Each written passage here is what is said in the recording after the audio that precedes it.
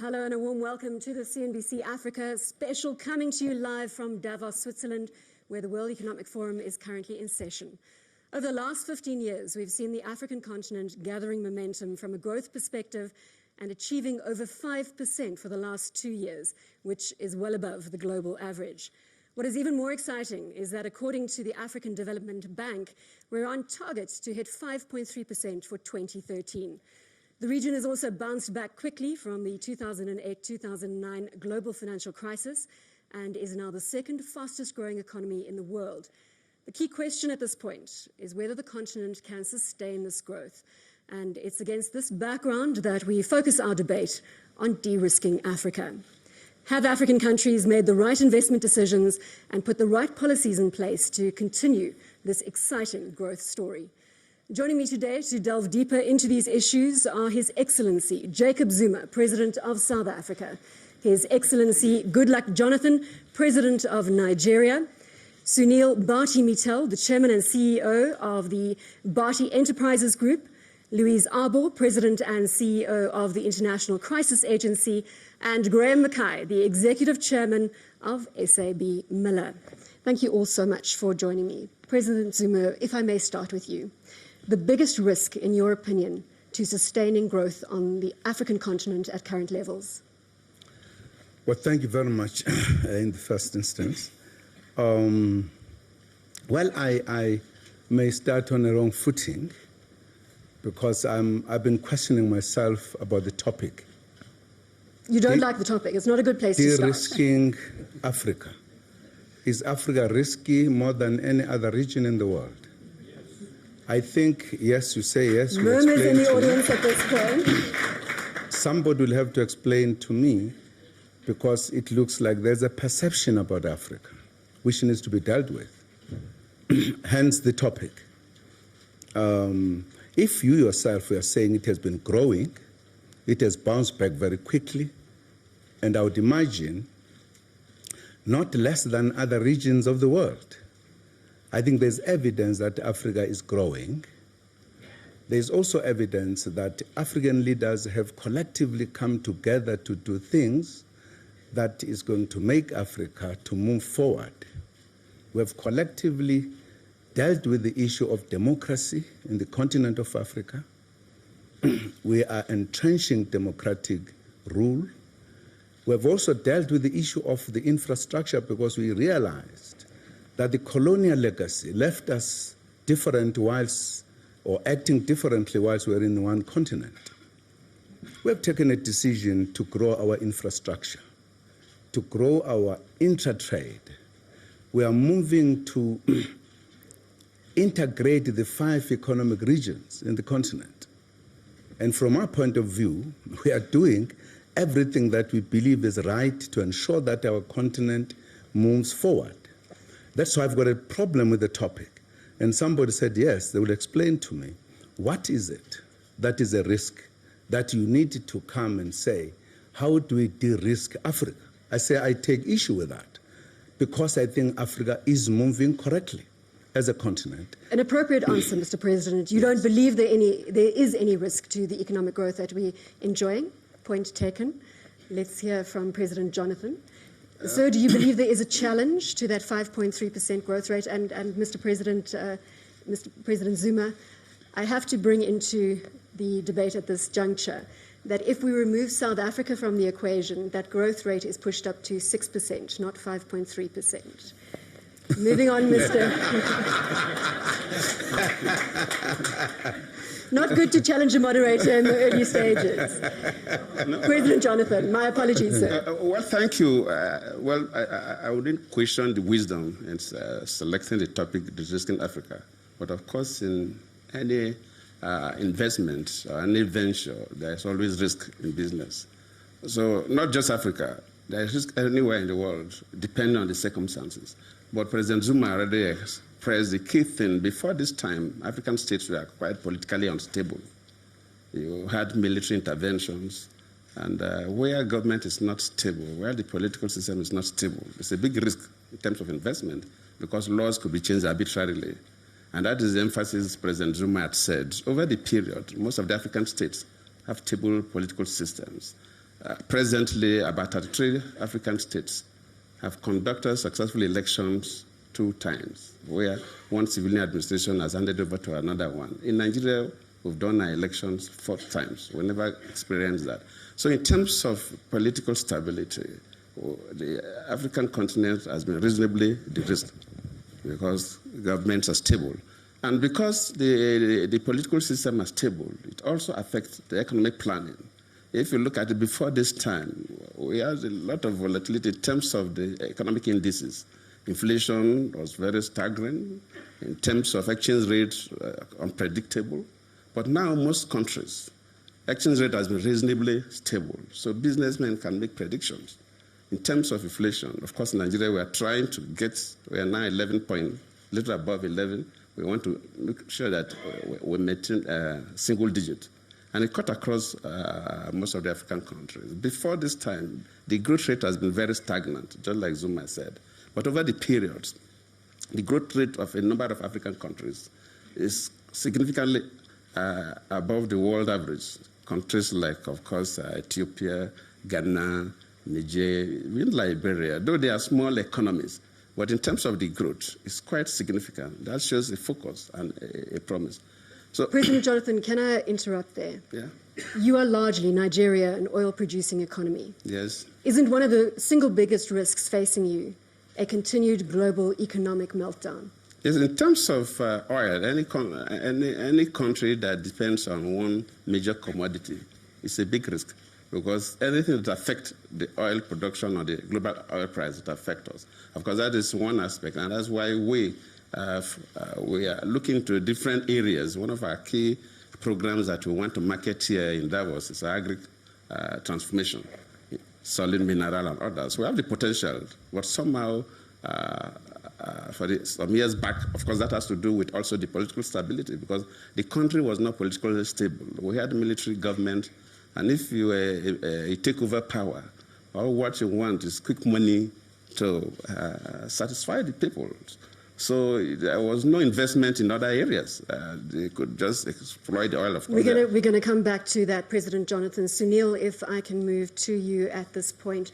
You operate in 17 countries on the African continent, largely in the telecommunications space.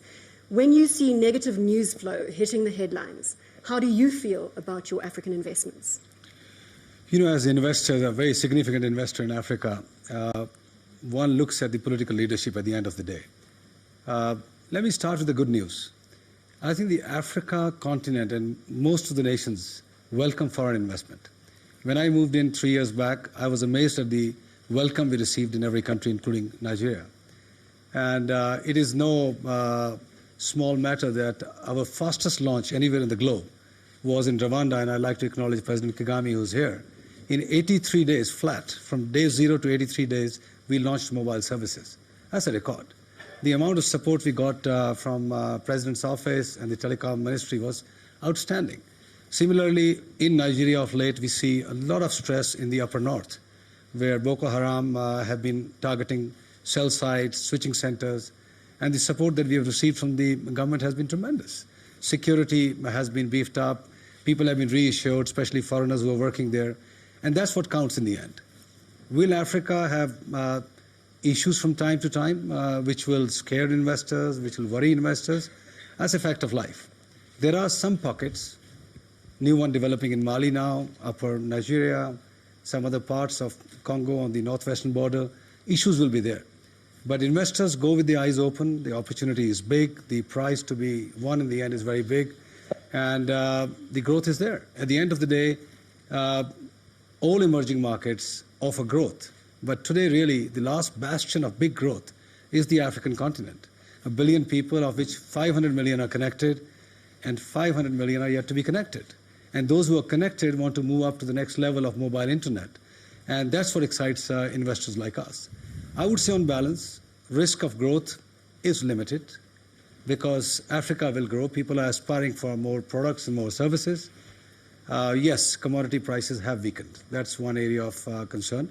Because of global position, most of the commodities have weakened, and Africa relies very heavily on commodities. The international aid into Africa has slowed down because Europe and the US are not putting that much money. But that may shave off 0.5%, 0.75%. And we'll come back as soon as the world comes back into good shape. But the commitment that people like us have made into various African countries is there for good. We want to expand in Africa. And I can endorse that from an investing community point of view, we are very happy about the support and active participation of the government in our issues that we get from time to time. It looks as though I'm going to have to change the debate topic because none of the panelists are happy with it, but let's proceed at this point. Louise, your organization, Prevention and Resolution of Deadly Conflict. What is your opinion of the African continent? Well, I think the first thing to recognize, as others have said so far, is the tremendous and encouraging success story in Africa in the last decade on the economic front. Christine Lagarde of the IMF was speaking recently in Côte d'Ivoire, and she declared that enemy public number one in Africa was conflict. And frankly, I think the two presidents here would probably acknowledge that they're spending a surprising amount of their time in the sub-regional organizations that were designed to promote economic growth, economic integration, so ECOWAS and SADC and IGAD. These organizations now are being, I think it's fair to say, pretty distracted by the problem of conflict management. So they were originally designed as sort of economic development models, and now they're increasingly drawn in to the question of conflict management, conflict prevention. I think the other point to make is we sometimes, in a very superficial way, identify the ostensible causes of conflict in a range of facets. Piracy off the coast of Somalia, and increasingly in the Gulf of Guinea, less well exposed. Competition for resources, radical Islamist militancy. There's a whole range of increased criminality, penetration of organized crime. But behind these ostensible sort of conflict drivers, I think there's a commonality of issues that the continent still is struggling to address at different levels or to different degrees. I think the first one is issues of governance, most importantly, political and economic exclusion, and finally, still very weak institutions. So to varying degrees in varying countries, these underlying issues, I think, continue to pose a very, very serious challenge, not to the immediate dividends of economic growth, but if the dividends of prosperity and of democracy are not shared equitably. Louise, we're going to come back to that point. Graham, if I can bring you in at this point, SAB Miller has been operating on the African continent for 20 years. Some 36 countries you're exposed through the Castel relationship and directly into 15 countries. Share your experience and how you feel as a significant investor on the continent. Well, I don't want to join the ranks of those who are challenging the moderator, but of course we've been in Africa for 115 or 125 years, whatever it is now, because we come from South Africa, which is very much part of the continent, of course. So rest of Africa. The rest of Africa. Can I come back? Your West remarks Africa, are 20 years? absolutely accurate about Thank the you. rest of Africa. Thank you, sir. Yes, that's quite right. You know, this thing about de-risking Africa, I mean, our perspective on it is this, really, that, you know, we are in Africa, we're of Africa. I come from South Africa, our business comes from South Africa. And so we are there, as you might say, boots and all, and always have been. As far as the rest of Africa is concerned, outside South Africa, where we started expanding when we could, which was effectively as apartheid started to crumble. In my perspective, it's not so much a question of de-risking, it's taking the brakes off. What is already remarkable economic progress by removing some of the bottlenecks. I mean, as an example of that, I don't know of any part of Africa where we could have invested because we thought there was demand and didn't for risk factors. We were the first investor into South Sudan, I think, of any kind. Great big brewery there next to Juba just after independence. And what is interesting is that we obviously assessed all the risk factors which were there and are still there in South Sudan. But that brewery went in relatively small It ran out of capacity within 6 months. We doubled it. It ran out of capacity again within a year. We've doubled it again. And we will no doubt double it again within the next couple of years. So that's what you get. And what you have in Africa is huge demand because consumption levels are very low. You have hundreds of millions of people coming into the cash economy and looking for high-quality commercial goods. So for us, we don't hold back on investment because of risk factors. We invest as we think the markets can grow. What happened in Kenya, Graham? In Kenya? In Kenya specifically. Didn't SAB Miller have quite a tough time with regard to East African Yeah, we breweries? did. But in Kenya, there was a relatively big competitor there on the ground. So Kenya is not a country that was coming up from relatively levels of poverty compared to the rest of the continent. We built a brewery, and as I've was mentioning earlier in respect of Nigeria, it's very difficult to ramp up a brewery to full utilization in most countries from a standing start. Now, it didn't work in Kenya, but some years later it worked very well in South Sudan. It's just worked very well in Nigeria, actually. I want to pick up with President Jonathan here. Is there a risk that the situation, the turmoil in Mali right now, and perhaps even Algeria, which is in North Africa, could spill over to further unrest in West Africa specifically? Definitely, if you look at the situation in Mali, if it is not contained, definitely it will spill into the West African countries, Central African countries, and of course, North African countries.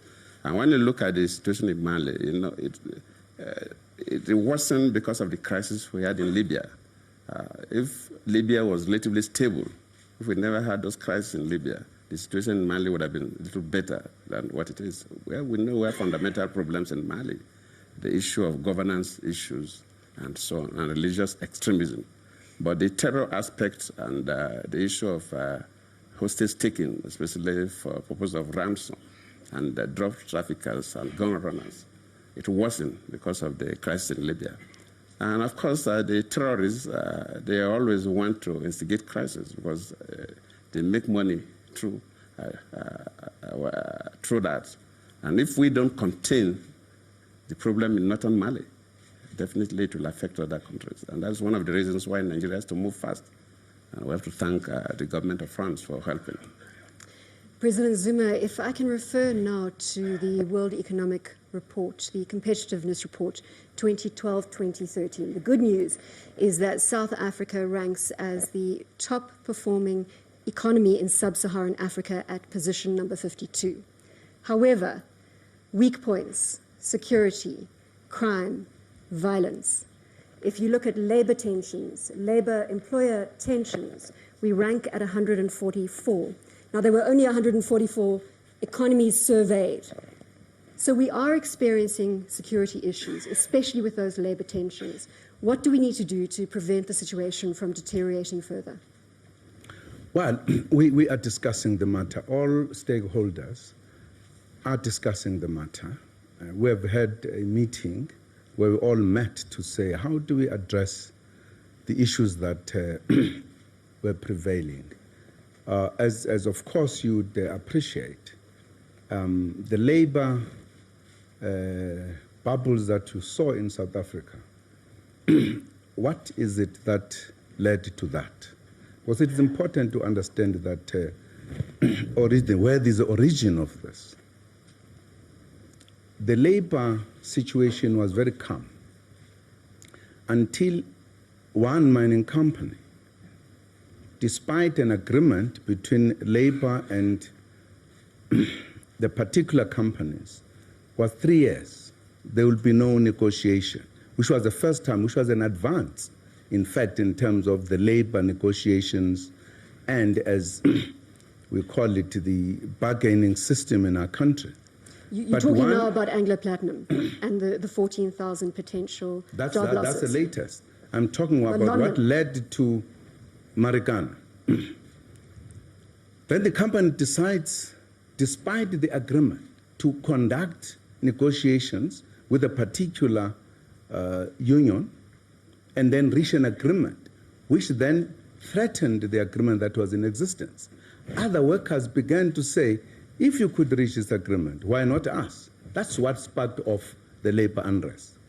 Because if we put it as if it is just mushroomed from nowhere, then once again it gives a wrong impression that there was either the lack of governance in the country that led to the labor unrest. Not at all.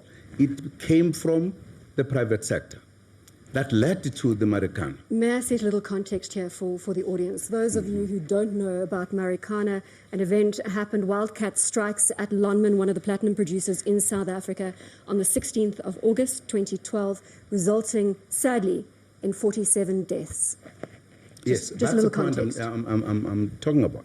That began to make the mining industry get into trouble, because then that which was sparked off by the undermining of the agreement led to workers saying, if others could get it, why not?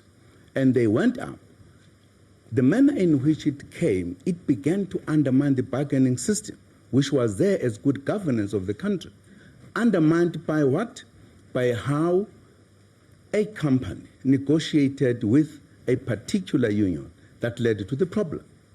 That is what brought that kind of problem. So, Mr. President, what is the solution?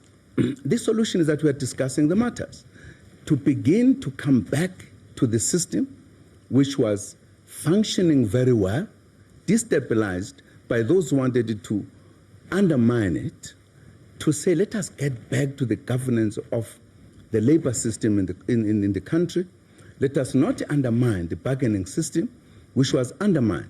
Because Marikana led to another negotiation, which was outside the bargaining system, which reached a particular agreement. Do you think, Mr. President, we've seen the worst of labor tensions in South Africa? Yes, we have seen the worst. We are no longer going to the worst. We are dealing with the matters. All of us, organized labor, business, the government, we are dealing with it to correct it, because it cannot go back to a situation which creates an impression that there is no governance of this matter. Mr. President, cognizant of time, Louise, I want to come back to you before we go to the break. And with one eye on Mali and the situation unfolding there, we have said President Jonathan has reiterated they're watching that territory carefully. They thank France for their intervention. What are your thoughts?